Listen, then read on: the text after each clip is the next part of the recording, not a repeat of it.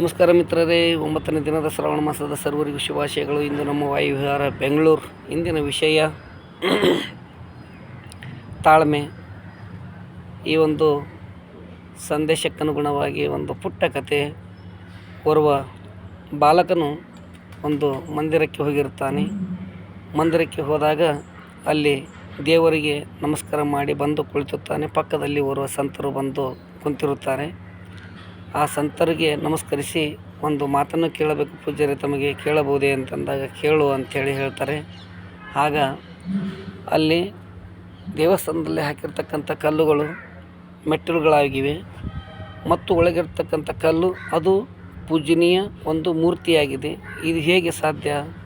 ಇದಕ್ಕೆ ಇಷ್ಟೊಂದು ಜನರು ಹೋಗಿ ನಾವೆಲ್ಲರೂ ನಮಸ್ಕಾರ ಮಾಡುತ್ತಿದ್ದೇವೆ, ಈ ಬಂಡೆಗಲ್ಲಿಗೆ ಯಾರೂ ನಮಸ್ಕಾರ ಮಾಡೋದಿಲ್ಲ, ಇದು ಹೇಗೆ ಸಾಧ್ಯ ಅಂತಂದಾಗ, ನೋಡು ಮಗ, ಜೀವನದಲ್ಲಿ ಅತಿ ಕಷ್ಟಗಳನ್ನು ಸಹಿಸುವವನು ಅವನು ದೇವನಾಗುತ್ತಾನೆ.